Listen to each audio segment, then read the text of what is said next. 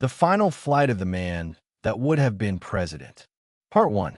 A Father's Great Plan. Welcome, history enthusiasts and English language learners, to Learn English with Profe Jaimi. Today, we delve into a poignant story set against the backdrop of ambition and the Second World War. Our narrative follows Joseph Jr., a young man shaped by powerful family expectations and driven by a strong sense of duty. As the eldest son of a prominent family, his path was seemingly laid out before him. Yet the realities of war would lead him down an unexpected and ultimately tragic path. Join us as we explore his journey, his internal conflicts, and the fateful decision that would define his legacy. Get ready to listen and discover the intricate relationship between personal ambition and ultimate sacrifice. Their family home, a grand building overlooking the ocean in Massachusetts, was a place filled with energy and ambition. Young Joseph Jr., whom everyone called Joe, grew up understanding his father's powerful dreams. Joseph Sr., a man used to achieving his goals, had a clear vision for his eldest son. Joe would be the first member of the family to become the President of the United States. This aspiration was discussed openly, a constant presence in their lives. Joe often found himself looking at the formal portraits of his family that hung in the hallways. These were images of serious, determined people, his ancestors. He knew he came from a family that always strived for the top. He shared a close, but sometimes competitive relationship with his younger brother, John, or Jack as everyone called him.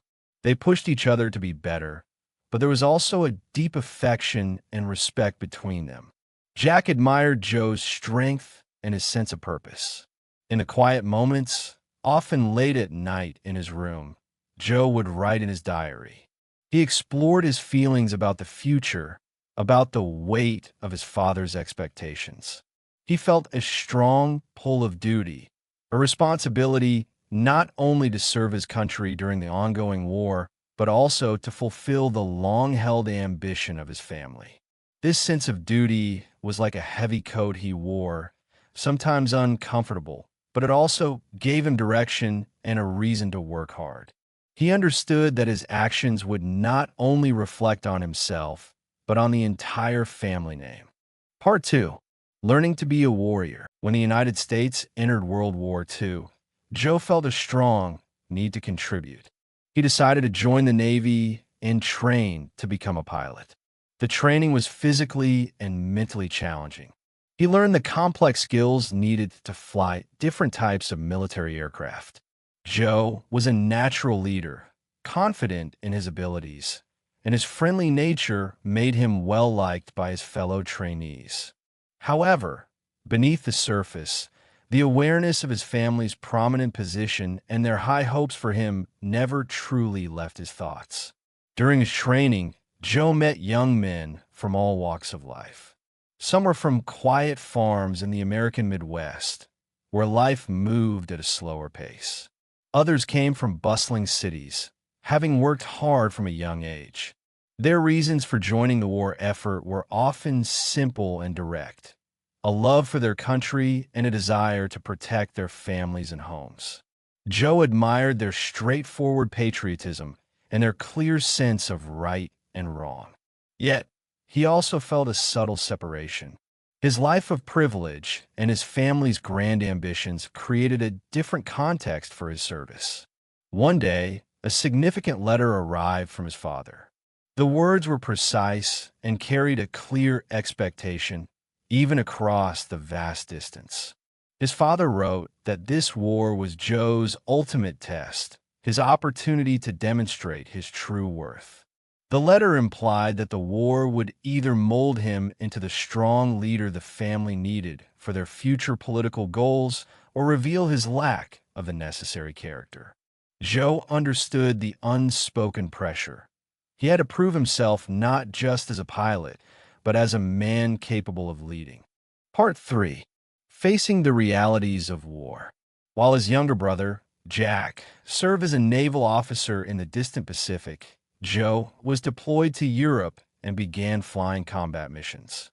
He navigated the skies with skill and bravery, earning the respect of the experienced pilots in his squadron. From the high vantage point of his cockpit, he witnessed the stark and brutal realities of war. The land below was often scarred by bombs. Towns lay in ruins, and columns of smoke rose like dark, angry fingers towards the sky. These sights began to challenge Joe's understanding of glory. The heroic ideals he had once held seemed distant and abstract when faced with such widespread destruction and human suffering. He received medals and commendations for his successful missions and acts of courage. People back home read about his achievements with pride. However, Joe found it increasingly difficult to write detailed letters home.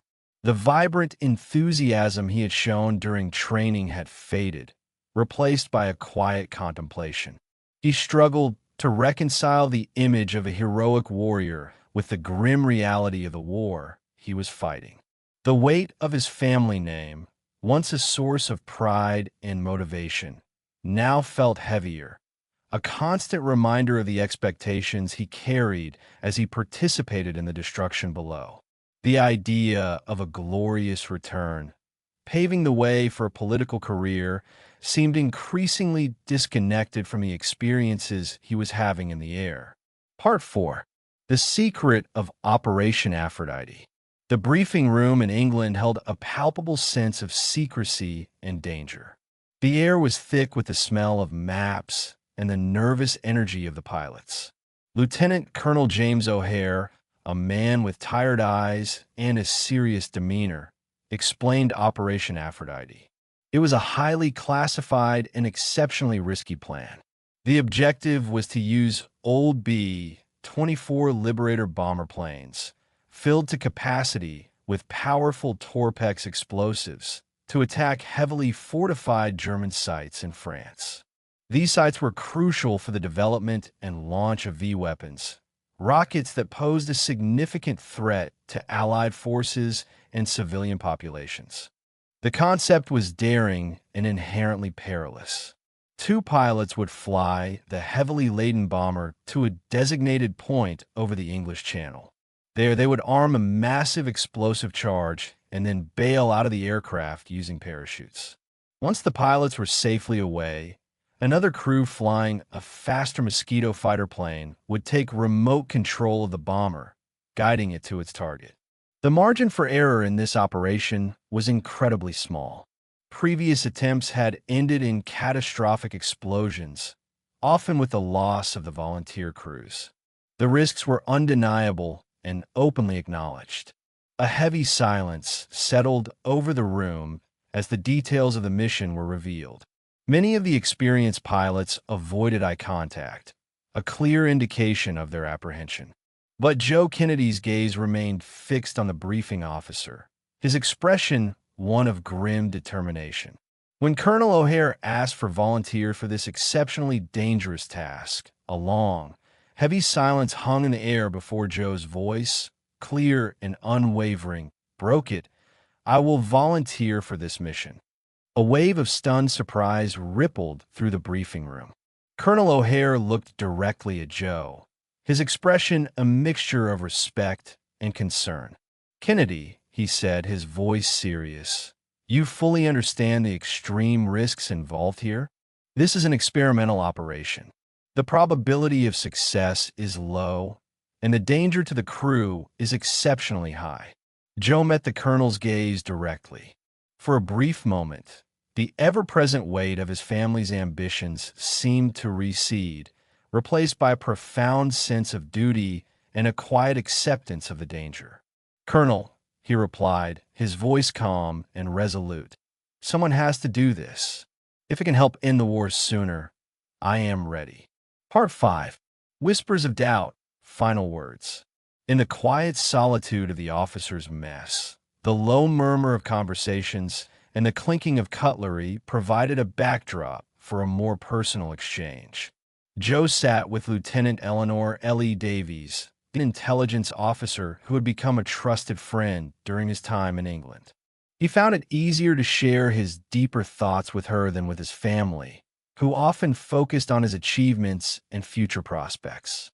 Ellie, Joe began, his usual confident tone softened with a hint of melancholy. This mission, it feels different. Not just the obvious danger. I've flown dangerous missions before. It's more about, what am I truly trying to achieve here? Am I doing this because it's the right thing to do? Or am I driven by this constant need to live up to my family's name? To add another heroic chapter to our family story. Ellie looked at him with a deep understanding. Joe, you're a brave pilot fighting in a terrible war. You are risking your life to stop a dangerous enemy. That is a significant act, regardless of your family name. Joe ran a hand through his thick hair, a gesture of frustration. But sometimes I just want to be just plain old Joe. Not the son of ambassador, not the war hero. Just Joe. I think about going back home, maybe studying law, walking on those familiar beaches without this constant pressure to be something more, something legendary. A look of quiet longing crossed his face. In the tense days leading up to the final flight, Joe dedicated time to writing letters. They were not the long, descriptive letters of his training days, but shorter, more poignant farewells. To his mother, Rose, he wrote words of reassurance, promising her that he would return safely. To his father, he penned a stoic acknowledgement of his duty and his commitment to the mission. But it was his letter to his younger brother, Jack, that carried the most personal and revealing tone.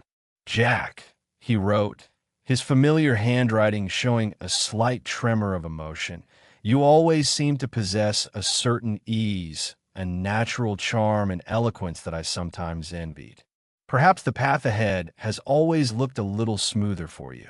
But know this, little brother, I have always felt a responsibility to look out for you in my own way. Maybe this is my final act of looking out for you. Remember me, Jack, for who I was inside, not just for the famous name I carry. There is a difference, a distinction I hope you will one day fully grasp.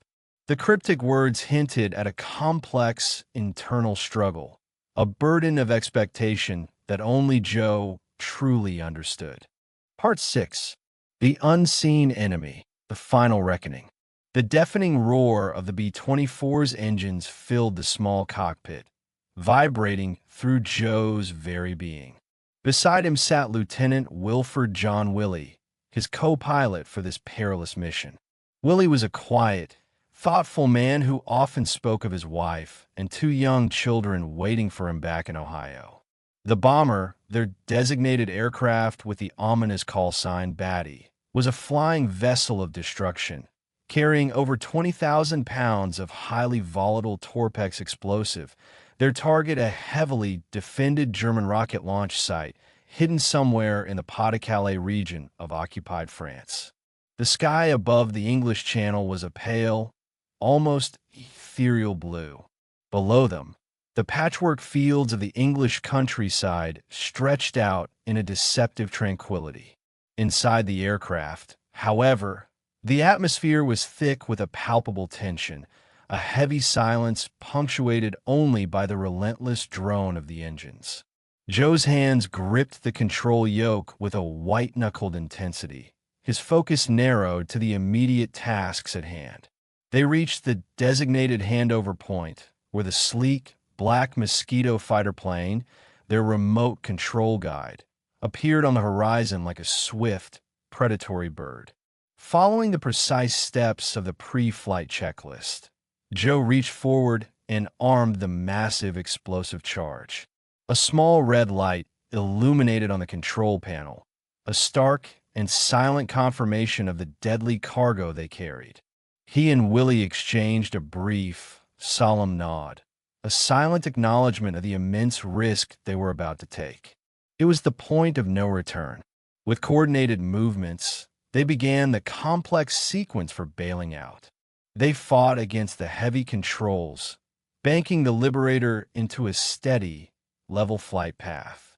Then, one after the other, they initiated their escape. The rush of wind and the sudden silence after the engine roar a stark contrast to the preceding moments.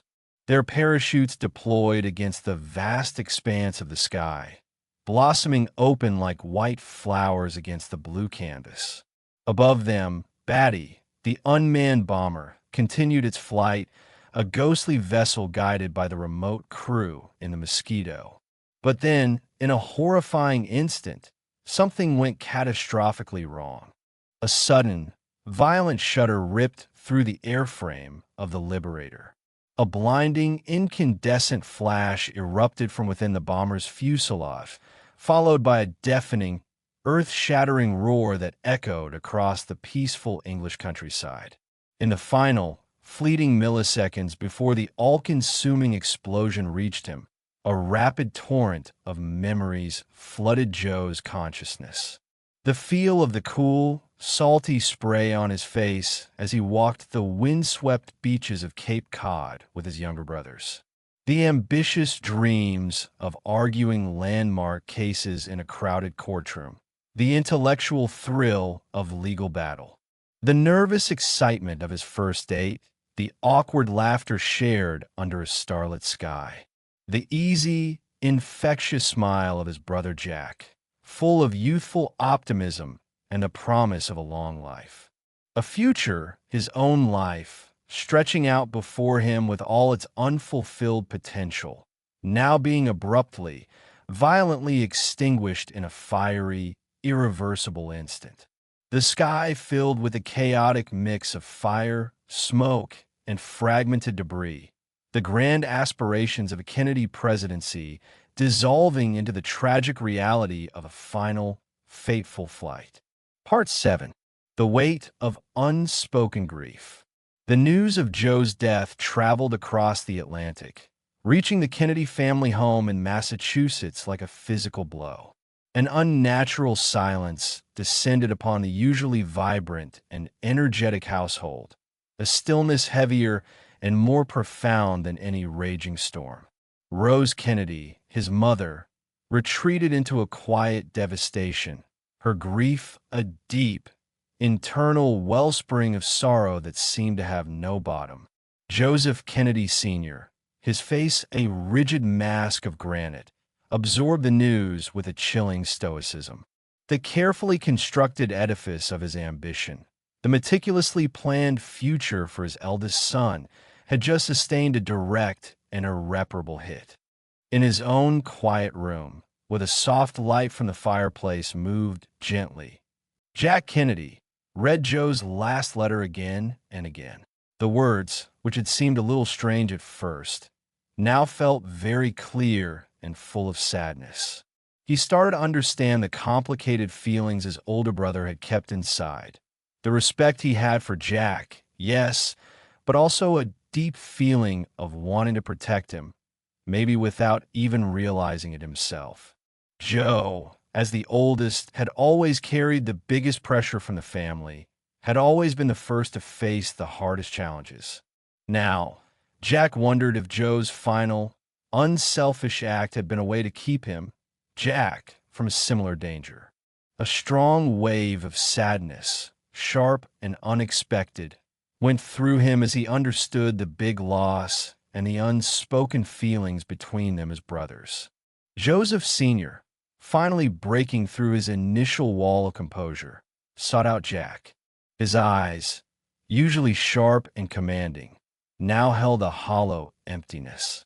He placed a heavy, almost trembling hand on his surviving eldest son's shoulder. "Now," he whispered, his voice rough with unshed tears and a lifetime of unspoken hopes. "It's your turn, Jack." The immense weight of the family's ambition, the relentless drive for achievement, had silently transferred its burden, a new and daunting mantle falling upon the younger shoulders. Part 8. A small act of remembrance. Joseph P. Kennedy Jr. was buried with full military honors, a hero in the eyes of his nation. The official reports spoke of his bravery, his willingness to volunteer for the most dangerous missions, his unwavering commitment to the Allied cause.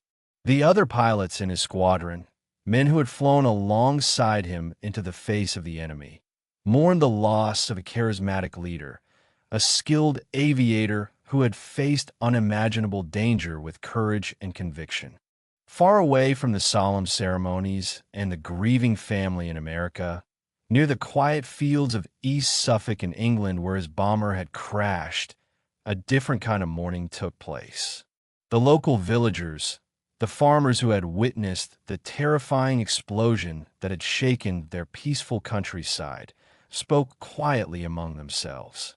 They understood the immense risk the young American airman had taken.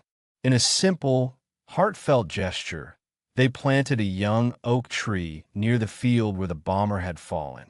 It was an unofficial, unspoken tribute to the young pilot who had died, trying to end the war, a silent acknowledgement of the potential lives he might have saved by targeting the German rocket sites. The tree, small and fragile in its beginnings, stood as a poignant testament to a sacrifice made thousands of miles from home, a life willingly given for a future he would never see. Part 9. The echo of a brother's sacrifice. Years turned into decades. The immediate memories of the Second World War began to fade into the broader tapestry of history, replaced by the burgeoning hopes and challenges of a new era. A young Jack Kennedy, the memory of his older brother a constant, almost palpable presence in his life, embarked on his own path of public service. He campaigned for a seat in Congress, then for the United States Senate. In the crowded halls filled with hopeful supporters, and during the countless whistle-stop tours across the country, there were moments, fleeting but intensely vivid, when he would catch a face in the crowd, a certain smile, a particular set of eyes that reminded him so powerfully of Joe. In those brief instances, it felt as though his brother was still there, a silent encouragement, a spectral presence urging him onward on his own journey. Decades later, John F. Kennedy, the President of the United States, stood before a simple, unassuming memorial dedicated to the airmen who had perished during the ill-fated Operation Aphrodite. The wind whipped at his famous shock of hair as he carefully placed a wreath of white flowers at the base of the stone monument. His gaze lingered for a long moment on the engraved name, Joseph P. Kennedy Jr. His lips moved almost imperceptibly, a silent communion across the years. "You went first," he whispered into the wind, the words carrying the weight of a lifetime of ambition, loss, and the enduring echo of a brother's ultimate sacrifice, so I could follow. The long-held dream of a father, the unwavering duty of a son, and the profound legacy of a final flight had intertwined, shaping not only a family's destiny, but also the course of a nation. We hope you found the story of Joseph Kennedy Jr.'s final flight both moving and insightful, and that it provided valuable context for your English listening practice. If you were touched by this narrative of ambition and sacrifice, please give this video a like. To explore more historical accounts and stories that shed light on the complexities of human nature, be sure to subscribe to our channel. Thank you for listening, and we'll see you next time with another compelling story.